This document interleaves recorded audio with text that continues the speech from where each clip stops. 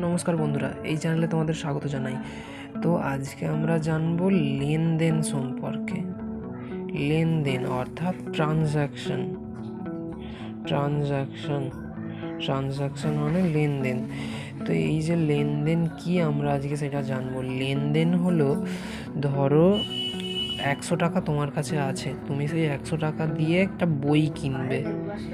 তো বই কিনবে যে, তো দুজন আছে, তুমি একজন আর দোকানদারের কাছে তুমি গেলে।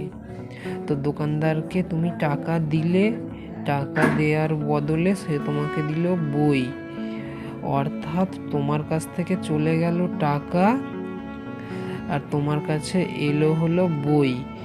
ফলে লেনদেনের দুটো শর্ত আছে। প্রথমত সেটাকে একটা, দুটো নয় তিনটে, প্রথমত সেটাকে একটা ঘটনা হতে হবে। দ্বিতীয়ত যেন এই যে যেমন টাকা একটা বোঝা যাচ্ছে 100 টাকা, এই টাকাতে পরিমাপ করা যাবে।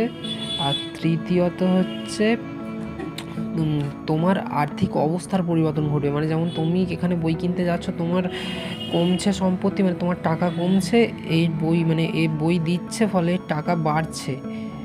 যখন তুমি একে টাকা দিচ্ছ টাকা বাড়ছে, তোমার কমছে, তাহলে অর্থের মাপকাঠিতে পরিমাপযোগ্য হতে হবে তৃতীয়ত। ঠিক আছে, অর্থের মাপকাঠিতে পরিমাপযোগ্য হতে হবে তৃতীয়ত। ঘটনা বলেছি মানে এই নয়, ঘটনা তো অনেক কিছুই হতে পারে। যেমন ধরো একটা কোম্পানি আছে, কোম্পানিতে ওয়ার্কাররা আছে, তো ওয়ার্কাররা যে আছে, ওয়ার্কাররা তো যদি নিজের মধ্যে ঝামেলা লেগে যায় নিজেদের মধ্যে, তাহলে তো সেটাও একটা ঘটনা। কিন্তু এখানে হচ্ছে কোনো অর্থের মাপকাঠি আসছে না, মানে টাকা পয়সার কোনো লেনদেনই হচ্ছে না, কোনো আর্থিক অবস্থা তো পরিবর্তন হচ্ছে না, এরা মারামারি করছে। এটা একটা ঘটনা কিন্তু লেনদেন নয়। ঠিক আছে, তো এই হচ্ছে ট্রানজ্যাকশন।